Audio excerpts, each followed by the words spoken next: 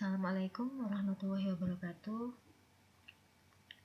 Bertemu lagi dengan materi uji hipotesis ya. Jadi ini uji hipotesis yang terakhir yang akan kita bahas. Jadi kita hanya kurang 2 materi sebelum EAS nanti, yaitu ini uji hipotesis proporsi, kemudian minggu depan akan kita bahas regresi linear sederhana.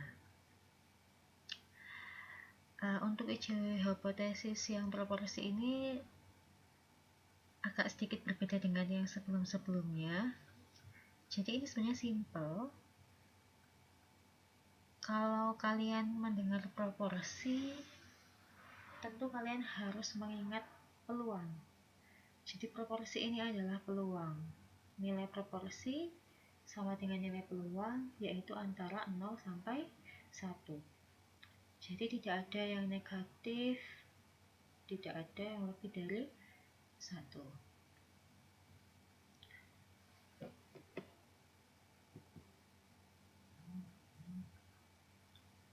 Sebelum ke uji proporsi, seperti biasa saya flashback, saya review kembali untuk langkah uji hipotesis. Jangan sampai lupa, langkah pertama sampai kelima ini harus ditulis secara urut.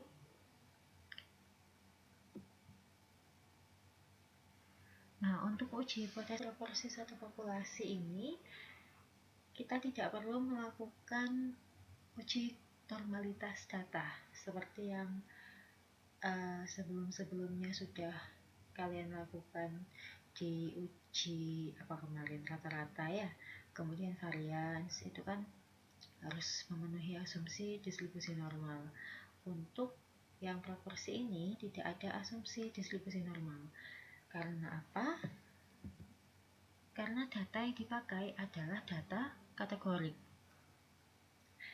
Ingat, saya ingatkan lagi, tipe data ada 2, data kontinu dan data kategorik. Data kontinu itu contohnya yang seperti kita gunakan saat pengujian rata-rata dan varians kemarin. Data kategorik ini adalah data yang skalanya nominal dan ordinal. Jadi intinya tidak dapat dijumlahkan, tidak dapat dioperasikan aritmatika. Intinya data ini bisa berupa teks atau bisa berupa angka, tapi angka ini tidak berarti untuk dijumlahkan, diperkalikan, tidak. Jadi karena dia hanya merupakan kategorik, hanya merupakan coding gitu.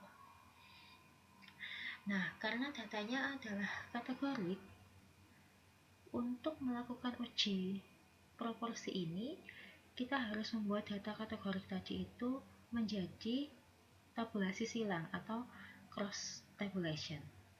Nah, caranya kita pakai fungsi di RStudio, yaitu Xtabs. Xtabs ini akan otomatis mengubah data menjadi cross tab. Jadi kalian bisa bayangkan, kalian punya data gitu, datanya kategorik. Saat kalian masukkan ke fungsi Xtabs ini, data yang kategorik tadi satu kolom Excel gitu ya, dia akan menjadi tabulasi silang. Nah, seperti apa nanti selain saya contohkan. Jadi formatnya adalah Xtabs, kemudian yang kayak ombak itu bukan strip ya, yang kayak ombak yang agak sedikit lengkung itu. Kemudian variabelnya apa, nama variabel yang akan dianalisis gitu. Kemudian datanya, namanya datanya apa. Nah, contohnya datanya seperti ini. Jadi ini misalkan kita mau menguji proporsi dari gender laki-laki dan perempuan. Kalian bisa bayangkan ada datanya seperti ini. Nama ini adalah observasinya, gender ini adalah data kategorik yang akan kita amati. Maka untuk mengubah gender ini menjadi cross tab, ini tadi datanya harus disimpan di nama datanya apa. Misalkan nama datanya adalah kelas B, maka Di sini fungsinya adalah X-steps, kemudian kayak ombak itu ya, gender ini adalah nama variabel untuk menyimpan data kategori tadi, ini gender, kemudian datanya adalah data sama dengan kelas B, nama datanya. Kemudian untuk pengujian hipotesis proporsi ini yang akan kita pakai di sini adalah yang dua populasi, maaf, satu populasi yang dia dua sisi maksud saya. Jadi untuk yang satu sisi kanan sisi kiri tidak akan kita bahas di sini. Kalian bisa pelajari sendiri di semester 2 dulu di metode statistika, yaitu menggunakan uji Z. Nah, tapi di sini kita menggunakan chi-square. Itu bukan x² tapi chi-square. Nah, kenapa? Karena di sini kita menggunakan data kategori. Yang akan kita uji ini nanti adalah proporsi dari suatu data kategori. Ingat yang kita pakai hanya uji dua sisi, maka H0 H1 nya tuliskan seperti yang ada di slide ini. Jadi kita pakai P kecil, tidak pakai head, tidak pakai strip, hanya P saja. Yang pertama H0 nya P sama dengan P0, H1 nya P tidak sama dengan P0. P0 nya nanti diketahui di soalnya. Alfanya masih seperti biasa. Jika tidak diketahui di soal, tidak ditentukan, berarti kita pakai 0,05. Kemudian untuk statistik uji, untuk statistik ujinya kita pakai chi-square, di mana chi-square ini adalah rumusnya adalah sigma atau sum I sama dengan 1 sampai C, OI min EI dikuadratkan per EI. Nah, di sini apa yang dimaksud dengan C, OI, dan EI? C ini adalah banyaknya kategori. Jadi kayak tadi kan gender misalkan. Kategorinya kan laki-laki dan perempuan. Maka C-nya 2. Kemudian OI ini adalah cross step-nya tadi yang kita pakai di X-steps tadi. Jadi misalkan tadi ada laki-laki dan perempuan, kita coding 01, kemudian saat di cross steps kan yang 0 ada 10, yang 1 ada 15 misalkan, berarti nanti penulisannya adalah untuk OI adalah 10,15, jadi dikasih CC 10,15. Kemudian EI ini adalah yang seharusnya ekspektasi pada baris ke I. Jadi misalkan yang ditanyakan adalah masing-masing proporsi laki-laki dan perempuan adalah 50% misalkan, sama-sama 50%. Maka nanti harus dikalikan dengan jumlah N-nya berapa dikalikan P-nya.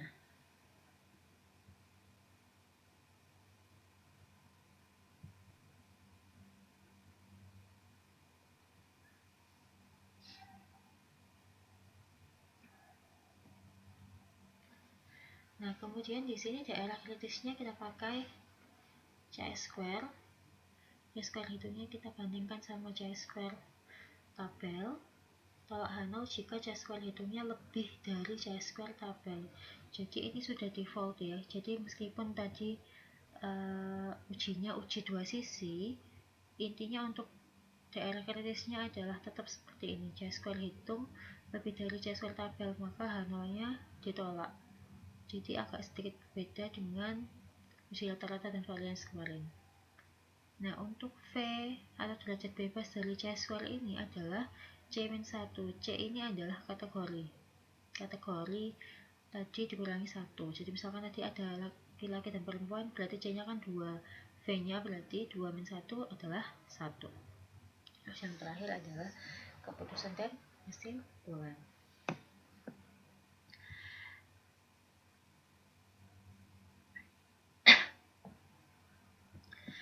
Nah, ini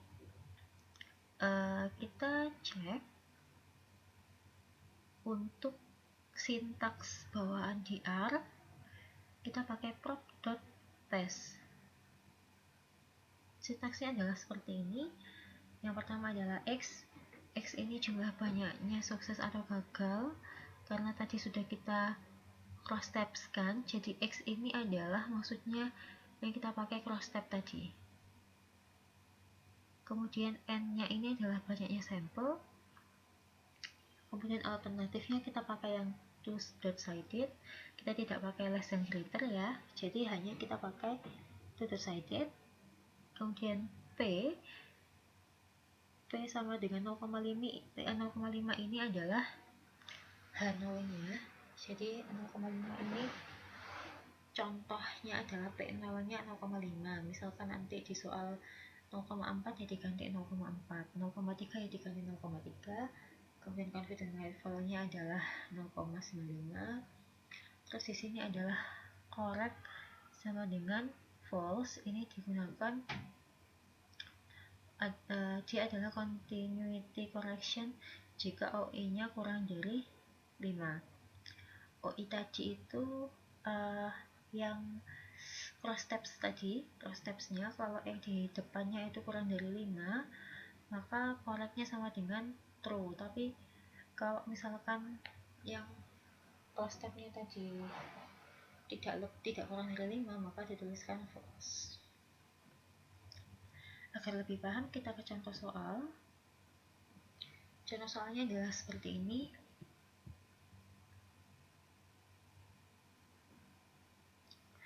Jadi sebuah perusahaan asuransi menyatakan bahwa ada 40% customer tidak mengajukan klaim. Apakah pernyataan tersebut benar atau tidak? Nah, di sini kita menggunakan data insurance 2. Data insurance 2 sudah saya share di Classroom, jadi nanti biar kalian bisa coba-coba juga. Nah, dari soal ini kita dapat tadi data ya, datanya adalah insurance 2. Kemudian selanjutnya yang kita dapat di sini adalah PL0. PL0-nya adalah 40%, 0,4. Yang ditanyakan di sini adalah yang tidak mengajukan klaim. Jadi 40% customer tidak mengajukan klaim. Nah, benar ataukah tidak pernyataan ini? Nah, ini kita harus kita cek dulu datanya. Ini datanya seperti ini, jadi kita pakai adalah ini. Satu adalah customer mengajukan klaim, 0 tidak mengajukan klaim. Jadi harus dipastikan nanti saat di cross step kan, 0-nya ini ada di bagian depan. Maksudnya seperti ini. Jadi di sini kan kita pertama tadi import data gitu kan. Data insurance 2 kita import dulu di RStudio. Kemudian selanjutnya adalah membuat cross tabulation atau tabulasi silang. Di sini misalkan saya simpan dengan nama jtabs, kita pakai sintaks xtabs tadi. Ini adalah nama datanya tadi kan, nama variabel untuk insurance claimnya adalah insurance claim. Kemudian datanya diimport data tadi, data insurance 2 saya simpan dengan nama data, jadi di sini sama dengan data, ya sudah keluar ini. Nah, pastikan yang saya maksud tadi kenapa yang ditanyakan itu kan yang tidak mengajukan klaim. Jadi kalian harus memastikan bahwa yang ditanyakan itu harus ada di depan.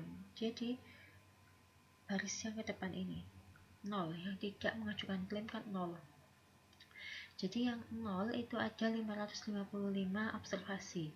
Kemudian satu yang mengajukan klaim itu adalah sebesar 783 observasi. Nah, defaultnya cross step, defaultnya tabulasi silang itu yang nominalnya kecil, jadi 0 sama 1 kan kecil, 0. Itu dia pasti akan ada di depan. Nah, jadi hati-hati kalau misalkan nanti ada soal yang dia menunjukkan tidak misalkan, tapi kodenya adalah 2, kemudian yang iya kodenya 1.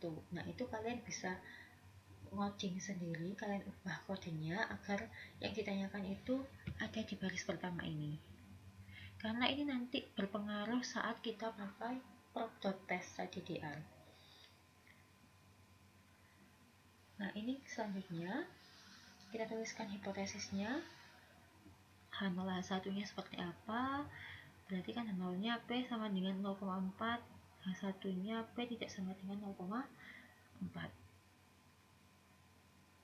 Bisa kalian tuliskan seperti ini, atau P sama dengan 0,4 dan P tidak sama dengan 0,4 juga boleh. Alfanya 0,05 karena tidak diketahui tadi di soal. Nah, ini maksud saya tadi. Kenapa harus yang di depan tadi adalah ditanyakan? Karena di sini kita masukkan CTAPS tadi kan yang cross tabulation tadi kita masukkan ke prop.test. Nah, fungsi prop.test ini dia akan menganggap apa yang ditanyakan ini, yang ada di hipotesis ini adalah angka pertama yang ada di CTAPS tadi. Nah, itu maksud saya. Jadi ini alternatifnya two sided, P-nya 0,4 karena tadi soalnya 0,4, kemudian level 0,95, koreknya sama dengan false karena tadi ada 555 observasi untuk OI-nya ya. Kemudian keputusannya apa, baru kesimpulannya apa.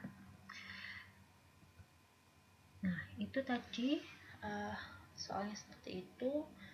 Jadi kalau misalkan nanti kalian menghitung manual, saya kembalikan ke sini. Saya ulangi lagi untuk menghitung manual. OI, C dulu ya. C ini adalah kategori. Kalau misalkan tadi datanya laki-laki dan perempuan, maka C-nya sama dengan 2. Karena kategorinya ada 2. Kemudian OI ini adalah pengamatan pada baris ke I. OI ini adalah diambil dari cross tab-nya. Kalau misalkan dari contoh yang tadi, berarti OI sama dengan kita tuliskan C. Jadi kita bentuk kayak matriks gitu ya. OI itu sama dengan C terus 555,783 sesuai dengan hasil yang tadi. Kemudian EI tadi kan 0,4, berarti ada berapa tadi? 555 kan? Berarti ada 555 ditambah 783 itu totalnya berapa N-nya? Berarti N-nya itu dikalikan 0, ini kan hasilnya kan 0, berarti N-nya tadi 555 plus 783 dikalikan 0,4 terus koma 555 plus 783 tadi dikalikan 0,6 di C kan dulu sebelumnya. Jadi itu adalah untuk EI-nya. Kalau sudah ketemu maka dimasukkan ke rumus sigma ini, maka akan ketemu C-square hitung. Untuk C-square tabelnya dilihat di Excel yaitu CHI-INF gitu. Jadi saya harap bisa dimengerti untuk uji proporsi.